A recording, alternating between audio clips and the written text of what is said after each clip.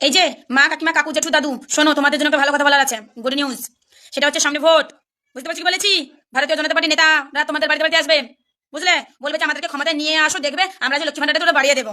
মা, কাকি, জেঠি, পিসি, মাসি, তোমরা কথাগুলো শুনেছো তো? সামনে ভোট ভোট, সেই ভোটে শুধু বিজেপিরাই ভোট চাইতে আসবে। আর ওই তৃণমূল এত পরিমাণে উন্নয়ন করেছে, খালি উন্নয়নের পাঁচালি তোমাকে গ্রামে গ্রামে পাঠায় দেবে, তাতেই কাজ হয়ে যাবে। তা আমি ওই মা, কাকিমা, জেঠিমা, মাসিমা, পিসিমা সবার উদ্দেশ্যে একটা কথাই বলতে চাই। ওই যারা এসেই ওই লক্ষ্মীর ভাণ্ডার, এ ভাতা, ও ভাতা, এই ভাতার কথা যারাই এসে বলবে, তাদের কাউকে ভোট দিতে হবে না, সেটা বিজেপি হোক বা তৃণমূল হোক। যারা এসে কর্মসংস্থানের কথা বলবে, তাদের পাশে দাঁড়িয়েও। কারণ ওই ভাতা দিয়ে সংসার চলে না, ওই ভাতা দিয়ে ভাতার পাওয়া যায় না, ঠিক আছে?